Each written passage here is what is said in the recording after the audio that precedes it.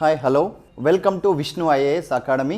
So ఈరోజు మనం group 1 Telangana state public service commission యొక్క గ్రూప్ 1 ఎగ్జామినేషన్లో వచ్చిన ఒక చిన్న కీలకమైన మార్పు గురించి చర్చించుకుందాం. ఏంటి చిన్న కీలకమైన మార్పు అంటే కట్ ఆఫ్ అనేది ఎంత ఉండొచ్చు, నేను ఏ విధంగా ప్రిలిమినరీ చదవాలి అని చాలామందికి ఒక రకమైన సందిగ్ధమైన ఆలోచన ఉంది.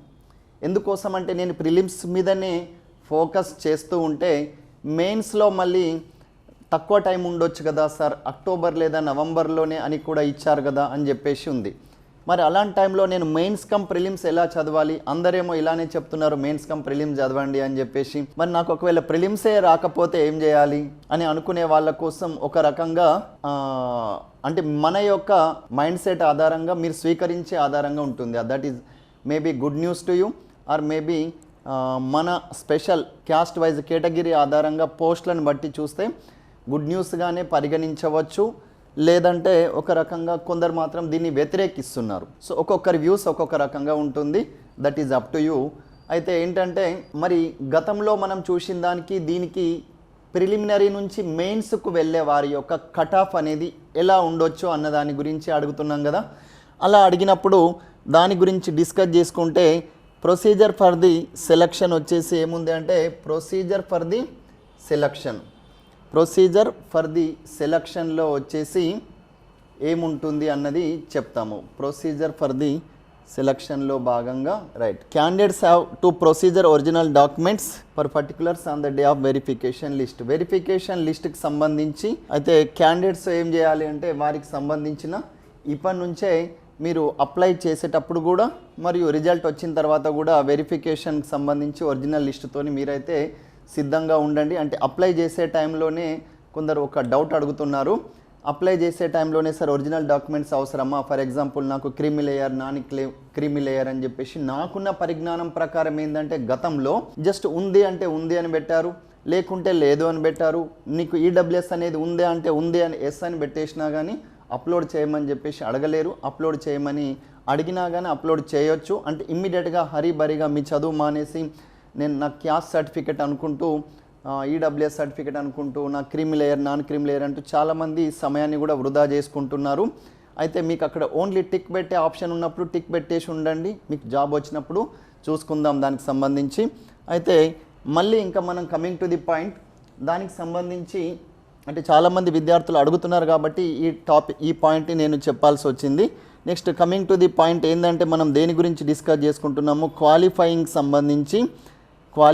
సంబంధించి మార్క్స్లో సంబంధించి 12.7 అయితే ప్రొసీజర్ ఆఫ్ సెలక్షన్ అనే దాని గురించి డిస్కస్ చేసుకుంటున్నాం కాబట్టి procedure of selection will be as per GO number 55 general administration 2022 and as amended. దాన్ని ఏం చేశారు, మనం జీవో నంబర్ 55 అని ఏదైతే మాట్లాడుకున్నామో గతంలో 2022లో ఇచ్చారు. What is GO number? మీకు అది ఎగ్జామ్లో రాదు కానీ చెప్తున్నాను. జీవో నంబర్ 29 రీసెంట్గా ఏం చేశారు, అమెండ్మెంట్ చేశారు 8 ఫిబ్రవరి 2024 రోజు. మరి జీవో నంబర్ 55ని తీసేసి దాని స్థానంలో జీవో నంబర్ 29 ఇచ్చారన్నాం కదా. ఈ జీవో నంబర్ 29 అంటే ఏంది అన్న దాని గురించి ఒక్కసారి చెప్తాం. జీవో నంబర్ 29లో ప్రిలిమినరీలో ఏముంటుంది అంటే లిస్టింగ్ ఆఫ్ నంబర్స్. ఈ యొక్క వ్యక్తులని తీసుకునే ముందు ఈ జీవో నంబర్ 55కి బదులుగా ఏం చేశారు, జీవో నంబర్ 29 అనేది తీసుకొచ్చారు. ఎందుకోసం అంటే ప్రిలిమినరీ ఎగ్జామ్ నుండి మెయిన్స్లోకి తీసుకోవాలంటే మనకు తెలిసిన విషయమే 1:50 అన్నాము. 1:50 అంటే ఒక పోస్టుకి 50 మందిని తీస్తారు సార్. గతంలో కూడా ఇలానే జరిగింది. అయినా నాకు గ్రూప్ 1 ప్రిలిమ్స్లో ఎక్కువ మార్కులు వచ్చినా కానీ గతంలో ఎందుకో సెలెక్ట్ కాలేకపోయినా ఫస్ట్ టైం ప్రిలిమ్స్లో చాలామంది అభ్యర్థులు ఒక రకమైన బాధపడ్డారని చెప్పవచ్చు. ఎందుకోసము మరి ఇప్పుడు వారికి ఏమి మంచి జరుగుతుంది అన్నది చూస్తే గతంలో ఫర్ ఎగ్జాంపుల్ నేను ఎస్సీ కేటగిరీ స్టూడెంట్ను, నాకు ఓవరాల్గా 100 పోస్టులు ఉన్నాయి. ఉంటే నేను 100x50 ఒక పోస్టుకి 50 మందిని తీస్తున్నారు కాబట్టి 100x50 అంటే 5,000 మందిలో ఉండాలి. ఈ 5,000 మందిలో ఉంటేనే ఈ 5,000 స్టూడెంట్స్ ఏదైతే ర్యాంకింగ్లో ఉందో నా ఎస్సీ కేటగిరీలో 5,000కి సంబంధించి నేను ఈ కేటగిరీలో 5000 మెంబర్స్ లోపల ఉంటేనే నాకు అక్కడ వారు మెయిన్స్కు తీసుకొని మళ్ళీ మెయిన్స్ ఎగ్జామ్కు అలో చేయడానికి కానీ అవకాశం అనేది ఇచ్చేవారు. సో ఇప్పుడు అలా కాకుండా ఓపెన్ జనరల్ కట్ ఆఫ్ అని పెట్టారు. వాట్ ఈజ్ ఓపెన్గా జనరల్ కట్ ఆఫ్ అని చెప్పేసి, ఫర్ ఎగ్జాంపుల్ ఇప్పుడు 563 పోస్టులు ఏమో ఉన్నాయి కదా, ఈ 563 పోస్టులకు ఏం చేశారు అనే దాని మీదనే ఇప్పుడు చూద్దాం. 563 పోస్టులకు the preliminary test will be conducted English, Telugu, Urdu. Okay, the number of candidates to be admitted to the written examination would be 50 times to the total number of vacancies. Total number of వేకెన్సీస్కు 50 times ఉండాలి. అంటే దీని అర్థం ఇక్కడ 563 into 50 అంటే approximately నేను ఇంత ఒక 26,150 మందిలో 26,150 మందిలో ఉండాల్సి ఉంటుంది అని కూడా కన్ఫ్యూజన్లో ఉన్నారు. కాదు, 26,150 మందిలో కాదు. ఏమన్నారు? Total number of vacancies available in each multi zone అన్నారు. ఈచ్ మల్టీ జోన్ అంటే ఇక్కడ ఏంటంటే ఈ multi zone 1, multi zone 1, multi zone 2 అని ఉంది. ఈ మల్టీ జోన్ 2 అని ఉంటే దీంట్లో మల్టీ జోన్ 1లో ఫర్ ఎగ్జాంపుల్ 250 పోస్ట్స్ ఉన్నాయి. మల్టీ జోన్ 2లో ఇంకా రిమైనింగ్ పోస్టులు 563 మైనస్ 250 ఉన్నాయి అనుకోండి. 563 మైనస్ 250, ఎందుకంటే మల్టీ జోన్ 1లో 250 పోయినాయి కాబట్టి. సో రిమైనింగ్ ఏదైతే అరౌండ్ 313 పోస్టులు ఉన్నాయో 313 పోస్టులు. ఇది ఎగ్జాంపుల్, నాకు తెలియదు మల్టీ జోన్ 1లో ఎన్ని ఉన్నాయో అని అప్రాక్సిమేట్ చెప్తున్నాను. జస్ట్ ఆఫ్ ది డివైడ్ చేసి మనకు ఒక అవగాహన కోసం మాట్లాడుకుంటే మల్టీ జోన్ 1లో 250 పోస్టులు ఉంటే 250 ఇంటూ 50లో ఉండాలి. 250 ఇంటూ 50లో ఉండాలి అంటే ఏంటంటే నేను 12,500 మెంబర్స్లో ఉండాలి. 12,500, 250 పోస్టులు ఉంటే ఈ ఒక పోస్టుకి 50 మందిని తీసుకొని మెయిన్స్ రాయడానికి అవకాశం ఇచ్చినప్పుడు ఏం చేయాలంటే ఈ 250 ఇంటూ 50 అంటే ఈ 12,550 మెంబర్స్లో నేను ఉండాల్సి ఉంటుంది. 12,550 మెంబర్స్లో ఉండాలి అని చెప్పేసి ఉంది. ఈ 12,550 మెంబర్స్ అంటే మరి వీళ్ళు ఎవరు కేటగిరీ వైజ్ తీసుకుంటారా? వీరిని OC, EWS, SC, ST, OBC ఇలా తీసుకుంటారా అంటే కాదు. ఈ 12,500 మంది వచ్చేసి ఎవరైనా కావచ్చు. 12,500 మందిలో జనరల్గా top 12,500 members they may be OC are EWS and SC, ST, OBC అందరు ఎవరైతే ఉన్నారో దీంట్లోనే వస్తారు. కానీ గతంలో ఏమని చెప్పుకున్నాము, నేను ఒక ఎస్సీ కేటగిరీ స్టూడెంట్ను, నాకు 100 పోస్టులు ఉన్నాయి అంటే నేను 5,000 లోపలనే ఉండాలి. అంటే 5,000 కంటే కూడా ఒక్క మార్క్ అంటే 5,001వ ర్యాంక్ వచ్చిన జనరల్ ర్యాంకింగ్ లిస్ట్లో ఎస్సీ కేటగిరీలో, దట్టు ఎస్సీ కేటగిరీలో 5,001లో వస్తే నన్ను తీసుకోకపోయేవారు. అదే ఇక్కడ జనరల్ ర్యాంకింగ్ లిస్ట్, ఇందాక గ్రూప్ 4 నుంచి మీ అందరికీ ఒక వర్డ్ తెలిసింది ఏంటి, జిఆర్ఎల్ అంటే ఏంది, జనరల్ ర్యాంకింగ్ లిస్ట్.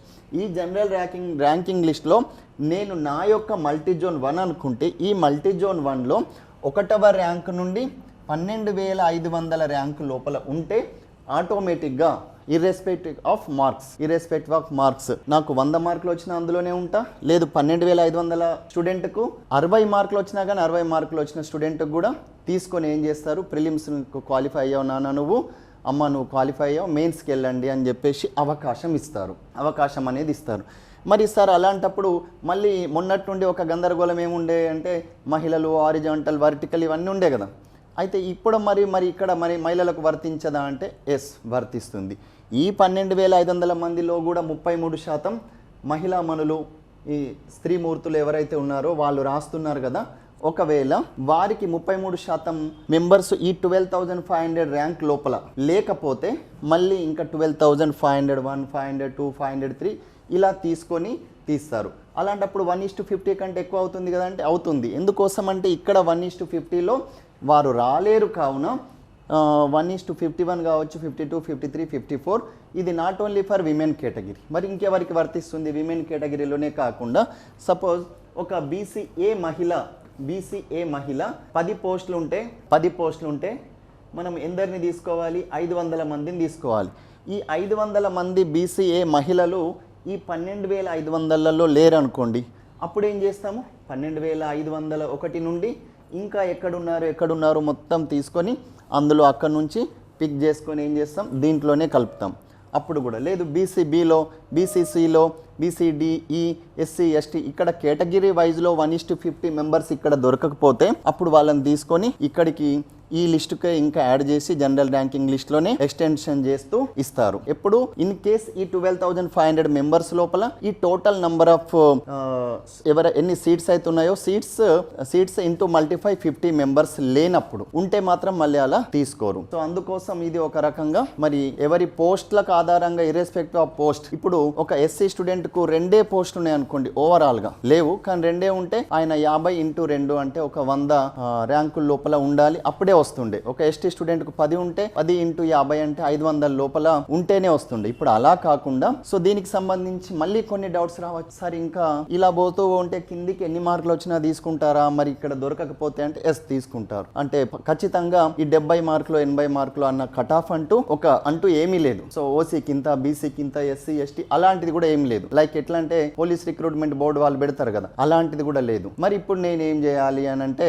చాలా మంది ఎందుకు ఈ వీడియో తీయాల్సి వస్తుందంటే ఓవర్ కాన్ఫిడెన్స్ లో కూడా ఉన్నారు. ప్రిలిమ్స్ ఏముంది వచ్చేస్తుంది కదా అని చెప్పేసి. ఎలా వస్తుందండి ప్రిలిమ్స్ రావాలంటే ఈ 12,500 మందిలో నేను ఉండాలంటే ఒక్కసారి మిమ్మల్ని మీరే చెక్ చేసుకోండి. గ్రూప్ 4 లో నీ స్టేట్ ర్యాంక్ ఎంత? లేదు సార్ గ్రూప్ 4 లో పేపర్ 2 లో చాలా హార్డ్ వచ్చింది, రీజనింగ్ ఉండే, అర్థమెటిక్ ఉండే, ఇంకా ఇంగ్లీష్ ఉండే, మన్ను ఉండే అనుకుంటా ఏమేమో ఉండే, అందుకే నాకు రాలేదు. ఇలాంటి రీజన్స్ నాకు చెప్పొద్దు. ఇలాంటి రీజన్స్ అనేటివి మీరు ఎప్పుడు థింక్ చేయొద్దు. అది ఇంగ్లీష్ ఉండని, రీజనింగ్ ఉండని, పేపర్ టఫ్ ఉండని, దట్ ఈస్ డిఫరెంట్ పేపర్ కావచ్చు. అక్కడ జిఎస్ఏ లేదు, 2 కూడా ఉన్నాయి కానీ నేను నాన్ మ్యాథ్స్ కాదు కాబట్టి నాకు ఇంత వచ్చింది అంత వచ్చింది, ఇలాంటి సాకులు తీసేసి నీకు అక్కడే గ్రూప్ 4లోనే నీకు జనరల్ నీ స్టేట్ ర్యాంక్ వచ్చేసి మోర్ దాన్ 12,500 ఉంటే నీకు ఈ గ్రూప్ 1 ప్రిలిమ్స్లో స్పెషల్గా గ్రూప్ 2 ప్రిపేర్ అయ్యే వాళ్ళు వస్తున్నారు, గ్రూప్ 4 రాని వాళ్ళు వస్తున్నారు, ఎస్ఐ కానిస్టేబుల్ రాని వాళ్ళు వస్తున్నారు. వీళ్ళందరూ ఇక్కడ కూడా మెయిన్స్ వాళ్ళకు కూడా వస్తుంది. చాలా మంది ఏమంటారు, వాళ్ళ గ్రూప్ 2 స్టూడెంట్స్ రాస్తారు కానీ ప్రిలిమ్స్ వస్తాయి కానీ మెయిన్స్ రాదండి, ఊరికే మాకు కాంపిటీషన్ అవుతారు అని చెప్పేసి. అలా ఎప్పుడు అనుకోవద్దు. ఎవరికి ఏ జాబ్ వస్తుందో నీవెవరు డిసైడ్ చేసేది. ఆ 3 నెలల్లో ఆయనకు మెయిన్స్ స్కిల్స్ ఉంటే ఏదో నేను ఫర్ ఎగ్జాంపుల్ నేను ఒక నోట్స్ ఇచ్చి చదవండి నాన్న అంటే రాసి కూడా అందులో 563 పోస్ట్ తెచ్చుకోవచ్చు. సో ఇప్పుడు నాకు అది కాదు, కావాల్సింది ఏంటంటే నేను టాప్ లో ఉండాలి అంతే. నేను 12,500లో ఉంటా, నేను చదువుకోను, నాకు వచ్చేస్తుంది అంటే కుదరదు. ఎందుకు అంటే నేను గతంలో గ్రూప్ 1 2 సార్లు క్వాలిఫై అయినా కదా అంటే అప్పటికి ఇప్పటికి ఏం చేంజెస్ వచ్చినాయి. రీజనింగ్ ఒకటి నువ్వు చేయగలుగుతావు, పాలిటీ చేస్తావు కానీ పాలిటీలో అప్డేట్ ఉన్నాయి కావాలి. మరి జనరల్ ఎకానమీలో కరెంట్ ఎకానమీ చదవాలి, ఓకే అది చదివేసినావు కదా. కరెంట్ అఫైర్స్ అప్పటికిప్పటికి ఇన్ని నెలల్లో ఎన్ని చేంజ్ అయినాయి. మరియు 10th టాపిక్ వచ్చేసి ఏంది, తెలంగాణ స్టేట్ పాలసీలు, కొత్త స్టేట్ తీసుకొచ్చిన తర్వాత పాలసీలు ఏంటి, మరి తర్వాత సంస్కృతి, కళలు, సాహిత్యము. నువ్వు ఎన్నిసార్లు రివిజన్ చేసినా కానీ మళ్ళీ అక్కడ కన్ఫ్యూజన్ స్టేట్ ఆఫ్ మైండ్లో ఆన్సర్ పెట్టవో. అలాంటప్పుడు మరి సోషల్ ఎక్స్క్లూజన్ అని ఇచ్చారు 12వ టాపిక్. దేంట్లో మనం గ్రూప్ 1 ప్రిలిమ్స్ గురించి మాట్లాడుతున్నాం. ఈ 12వ టాపిక్లో సేమ్ అలానే ఉంటుందా? National crime record bureau data change అయ్యింది, ఓల్డ్ ఏజ్ రిలేటెడ్గా ఇష్యూస్ చేంజ్ అయినాయి, తర్వాత బాలలకు సంబంధించి కొత్త చట్టాలు రావచ్చు, ఇంకా కొత్త ఏమైనా రావచ్చు. మరి దాంట్లో స్పెషల్గా క్యాస్ట్ రిలేటెడ్గా క్యాస్ట్ బేస్డ్ సెన్సెస్ రావచ్చు, గవర్నెన్స్ రిలేటెడ్గా కూడా మీకు ఈ 1 to 9 లోపల ఉన్న దాంట్లో గవర్నెన్స్ రిలేటెడ్గా కూడా ఎన్నో చేంజెస్ వచ్చినాయి. గవర్నెన్స్ రిలేటెడ్గా న్యూ యాప్స్ వచ్చినాయి, న్యూ వెబ్సైట్లు వచ్చినాయి, న్యూ IGOT కర్మయోగి అని చెప్పేసి ఇలాంటి కొత్త ఏంటి వచ్చినాయి. వెబ్సైట్ రిలేటెడ్గా వాళ్ళకు ఆన్ ది జాబ్ ట్రైనింగ్ ఇచ్చే వెబ్సైట్లు కూడా వచ్చినాయి. కొన్ని మీకు తెలిసిన భువన్ యాపే కాకుండా ఇంకెన్నో కొత్త యాప్స్ వచ్చినాయి. వీటన్నింటికి కూడా టైం తీయాల్సిందే కదా, తప్పేం లేదు. చదవండి, ప్రిలిమ్స్ పాయింట్ ఆఫ్ వ్యూలో కూడా చాలా చదవాలి. ఎందుకోసం అంటే ప్రిలిమ్స్ వచ్చి మెయిన్స్ రాకపోతే ఈ ప్రత్యేకంగా సాధించిన 3 నెలలు అంటే మెయిన్స్ చదివి కూడా చాలామంది 45 రోజులు మెయిన్స్ చదివి తర్వాత ఇంకా 45 రోజులు ప్రిలిమ్స్ అవుతా అంటున్నారు కదా. అలాంటి వాళ్ళు ప్రిలిమ్సే రాకపోతే ఎలా అన్న ఒక పాజిటివ్ ఫియర్తోని, నేను ఎప్పుడూ చెప్తా ఉంటాను మీకు తెలిసే, అసలు ఫియర్ పెట్టుకోవద్దు, నెగిటివ్ పెట్టుకోవద్దు, కానీ ఒక పాజిటివ్గా ఇన్ కేస్ నాకు ప్రిలిమ్స్ కూడా రావాలి కదా, నా మెయిన్స్ కష్టం వేస్ట్ కావద్దు కదా అంటే ప్రిలిమ్స్ని కూడా సైమల్టేనియస్గా ఈక్వల్ ఇంపార్టెన్స్ ఇస్తూ చదువుకోవాలి. అప్పుడే నాన్న మనకు ప్రిలిమ్స్ వచ్చినా కానీ మెయిన్స్ వస్తుంది. మెయిన్స్ నేర్చుకుని కూడా ప్రిలిమ్స్ మిస్ కావద్దు అంటే ప్రిలిమ్స్ మీద కూడా చాలా ఇంపార్టెంట్. ఎందుకంటే ఫస్ట్ అండ్ సెకండ్ సెక్షన్ అయితే మీకు తెలిసే కరెంట్ అఫైర్స్, అందులో కూడా ఇంటర్నేషనల్ కరెంట్ అఫైర్స్ అండ్ రెండవది మళ్ళీ ఇందాక చెప్పుకున్న గవర్నెన్స్ పాయింట్ ఆఫ్ వ్యూలో అప్డేట్ చేస్తూనే ఉండాలా. పాలిటీలో అప్డేటెడ్ వచ్చినాయి, ఎకానమీలో అప్డేట్స్ కూడా ఉంటుంది, కొత్త బడ్జెట్ కొత్తగా మళ్ళీ ఇందాక చెప్పుకున్నట్టు ఈ 10th 11th 12th కూడా అన్ని మెమరీ బేస్డే ఉన్నాయి కాబట్టి సేమ్ టైం మనము రెండిటికి ప్రాధాన్యత ఇవ్వాల్సి ఉంటుంది. రైట్, ఇంకా ఏంటంటే అసలు భయాందోళన చెందకండి, కొంచెం రిలాక్స్ అయ్యే విషయం ఇది. వీడియో మిమ్మల్ని భయపెడుతున్నా అనుకోకండి, ఈ వీడియో వల్ల మీరు రిలాక్స్ అవ్వచ్చు. ఎవరు అంటే స్టార్టింగ్ సార్ నేను 2 సార్లు కూడా ప్రిలిమ్సే క్వాలిఫై కాలేకపోయినా అసలు ఏంటి నాకు మెయిన్స్ స్కిల్స్ ఉన్నాయి నేను సాధించేవాడిని అనుకున్న వాళ్ళు కొంచెం కూల్గా ఈ ప్రిపరేషన్ అనేది స్టార్ట్ చేయొచ్చు. అందుకోసం అని చెప్పేసి మీకు ఒక మంచి యూస్ఫుల్గా అవుతుందన్న ఉద్దేశంతోనే ఈ వీడియో తీయడం జరిగింది. Thank you for watching.